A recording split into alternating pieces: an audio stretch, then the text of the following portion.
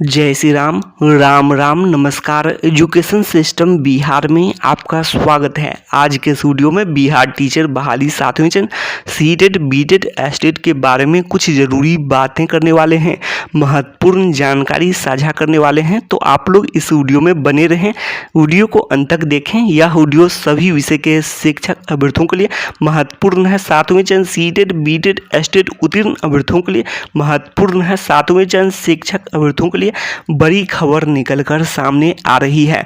Video को शुरू करने से पहले एक नज़र सुर्खियों पर। आप लोग हेडलाइन देख रहे होंगे, इन सभी महत्वपूर्ण बिंदुओं पर बातें करने वाले हैं। आज की तमाम बड़ी खबर के बारे में जानकारी स्पष्ट करने वाले हैं। बड़ी खबर 7वें चरण शिक्षक अभ्यर्थियों के लिए। सबसे पहले आप लोग देख रहे होंगे सचिवालय अपडेट। आप लोग जानते हैं बिहार के शिक्षा मंत्री के माध्यम से ट्वीट करके जानकारी दी गई थी, कई जानकारी साझा की गई थी। और नियमावली के बारे में उसमें यह भी जानकारी थी कि जो नई नियमावली के बारे में बात करें तो महीना भर में, और उसके बाद यह भी खबरें निकल कर सामने आई जो हस्ताक्षर के बारे में, जो साइन के बारे में, शिक्षा मंत्री के साइन के बारे में खबरें निकलकर सामने आई। तो सभी अभ्यर्थी जो भी 7वें चरण का इंतजार कर रहे हैं, तो सभी अभ्यर्थी यही उम्मीद कर रहे थे कि जो अगले कैबिनेट बैठक में कुछ बड़ा देखने को मिल सकता है और फाइनल होकर चले आए नई नियमावली। लेकिन कुछ अभ्यर्थी सचिवालय गए थे और यह जानकारी दे रहे हैं कि जो नई नियमावली के बारे में कि देरी होगी, काफ़ी देरी होगी। तो सभी अभ्यर्थियों के लिए एक झटका कहा जा सकता है। सभी अभ्यर्थी जो उम्मीद कर रहे थे कि अगले कैबिनेट बैठक में नई नियमावली देखने को मिल जाए, फाइनल होकर चले आए, तो सभी के लिए एक झटका है। तो ऐसे में सभी अभ्यर्थी क्या कर सकते हैं? तो सभी अभ्यर्थी अब एकजुट होकर प्रयास करें, और प्रयास नियमावली के लिए नहीं, नोटिफिकेशन शीघ्र जारी हो।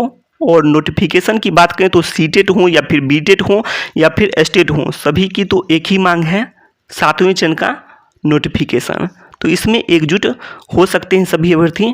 अब आगे बात करें, इसके अलावा रिक्तियों की संख्या बढ़े, खास करके जो बिहार एस्टेट 2019 क्वालिफाइड अभ्यर्थी हैं, तो सभी के लिए अहम है रिक्तियों की संख्या बढ़े। खास करके 2 विषयों के अभ्यर्थियों के लिए काफ़ी महत्वपूर्ण है, जिसमें क्वालिफाइड अभ्यर्थियों की संख्या अधिक है।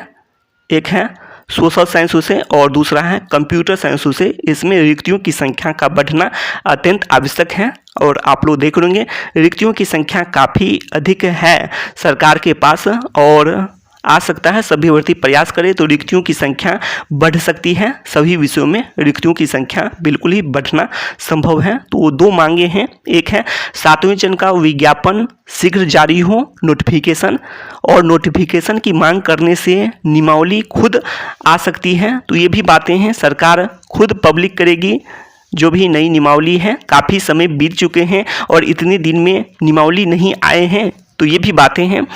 तो नई नियमावली बिल्कुल ही जारी हो सकते हैं, पब्लिक हो सकते हैं। सिर्फ 2 मांगे हैं, नोटिफिकेशन और दूसरी मांगे हैं रिक्तियों की संख्या अधिक हो। तो 2 मांगे होनी चाहिए सभी अभ्यर्थियों की। अब आगे आप लोग देख लेंगे जो नई नियमावली की बात कर रहे हैं, तो उसमें आप लोग देखें आज तक ऐसा नियमावली नहीं देखें। तो ये भी बातें हैं, नियमावली में बड़ा लोचा, अजीब नई नियमावली। तो बात क्या है, इधर जो सुन रहे हैं अभी इसकी कोई पुष्टि नहीं की जा सकती है, और यह सुन रहे हैं चयन प्रक्रिया के बारे में। जो नई नियमावली है उसमें नहीं दिया जाएगा कि चयन प्रक्रिया कैसे होंगे, अर्थात रेशियो की बात करें, अर्थात आप लोग जानते हैं 60-40 या फिर एकेडमिक अंक के आधार पर बहाली और वेटेज टेट का, ये सब बातें का जिक्र नियमावली में नहीं होंगे, अर्थात नियुक्ति प्रक्रिया के बारे में जिक्र नहीं किया जाएगा। तो यह बड़ी खबर है। यदि ऐसा कुछ होता है तो इसे अजीब नई नियमावली कहा जा सकता है। तो ये भी बातें हैं, आज तक जितने भी नियमावली देखे गए हैं उसमें यही है कि जो नियुक्ति प्रक्रिया के बारे में जिक्र किया गया है, यह पहली नियमावली ऐसा यदि होता है, यदि आता है तो ये पहली नियमावली होगा जिसमें इस प्रक्रिया का जिक्र नहीं किया गया हो। लेकिन आशा करते हैं कि ऐसा हो या ना हो, यह देखना होगा। लेकिन ज़्यादा उम्मीद तो यही है कि जो नियुक्ति प्रक्रिया का जिक्र तो अधिकतर नियमावली में देखने को मिलते ही हैं। चाहे बिहार के जितने भी नियमावली देखे गए हैं, शिक्षा में भी देखे गए हैं, शिक्षा विभाग में भी, प्राइमरी हो, माध्यमिक हो, उच्च माध्यमिक हो, पहले के जो भी नियमावली आए हैं उसमें तो नियुक्ति प्रक्रिया का जिक्र किया गया है। इसके अलावा जो इधर भी बिहार के अन्य बहाली की बात करें, बिहार अमीन या फिर जो कर्मचारी की बहाली है, राजस्व कर्मचारी की बहाली है, ये सब में भी तो देखे गए हैं जो कि नियुक्ति प्रक्रिया के बारे में, जो क्वालिफिकेशन के बारे में जिक्र किया गया हो। तो ये सब बातें हैं। लेकिन यदि ऐसा होता है तो पहली नई नियमावली देखने को मिलेंगे सभी अभ्यर्थियों को कि जिसमें चयन प्रक्रिया के बारे में दिया ही गया न हो, और सिर्फ इतना दिया गया हो, यह भी कुछ तो दिया ही जाता है। तो आप लोग देखे भी होंगे जो कि शिक्षा मंत्री जी बोले थे, जैसे कि, और ट्वीट के माध्यम से जानकारी दिए थे, मेधा अंक के लिए, मेधा सूची के लिए योग्यता और शिक्षक पात्रता परीक्षा के आधार पर। लेकिन ये तरीके से आप लोग ऐसे नहीं कर सकते हैं। नियुक्ति प्रक्रिया के पूरी तरह से दी जाती है, जो भी नियमावली हैं उसमें दी जाती हैं। तो ज़्यादा उम्मीद है कि नियुक्ति प्रक्रिया के बारे में दिया ही जाएगा। लेकिन जो कई प्रकार की खबरें इधर सामने आ रही हैं तो देखना होगा सभी अभ्यर्थियों के लिए। अब आगे आप लोग देख रहे होंगे यहाँ पर कई जानकारी लिखी गई है। मुख्यमंत्री ऐलान, तो जो भी ऐलान किए हैं वो धरातल तक कब आएंगे, ये भी बातें हैं। राज्य में आप लोग यहाँ पर देख रहे होंगे, राज्य में जल्द बड़े पैमाने पर शिक्षकों की बहाली, समाधान यात्रा में टेट पास अभ्यर्थी से। जहां शिक्षकों की कमी है वहां शिक्षकों की बहाली जल्द हो 2 बार। और यह जानकारी समीक्षा बैठक जो हुए थे शिक्षा विभाग के, तो उससे भी स्पष्ट हो जाता है। अब आगे देखिए, 2 बार हुए हैं। अब आगे देख लीजिए आप लोग, जब कहा गया नौकरी की डिमांड बड़ी है तब मुख्यमंत्री ठीक बताया, इसी साल तय किया है कुछ साल में 10 लाख नौकरी देने की कोशिश। तो ये सभी जानकारी दे रहे हैं, लेकिन कब तक आएंगे नौकरी? शिक्षा विभाग में ही 3 लाख से अधिक पद हैं। कुल मिलाकर आप लोग पदों की संख्या देख रहे होंगे शिक्षा विभाग में।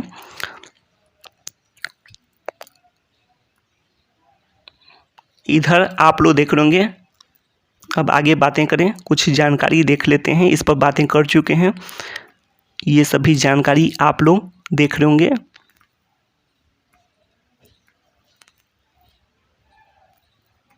आप लोग ये देख सकते हैं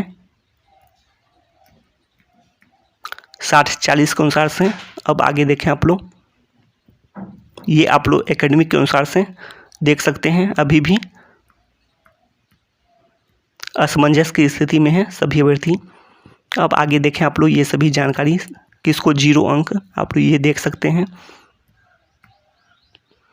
आप लोग ये भी देख रहे होंगे। बदलाव आप लोग देखें, तेज़ी से देख लें आप लोग। ये देख सकते हैं केंद्रीकृत ऑनलाइन बहाली 38 इकाई, पहले 9000 से अधिक, नियोजन इकाई भंग, जिला कैडर और सेवा निरंतरता और वेतन संरक्षण का लाभ, छुट्टी अवकाश, स्टडी लीव, शिक्षक ट्रांसफ़र, अनुभव 4 वर्ष, जिनका भी पेपर 2 में होगा उच्च माध्यमिक के लिए तो उनको हेडमास्टर बनने का मौका, और पहले +2 की बहाली, फिर माध्यमिक, फिर प्राइमरी। ये सभी जानकारी आप लोग देख रहे होंगे।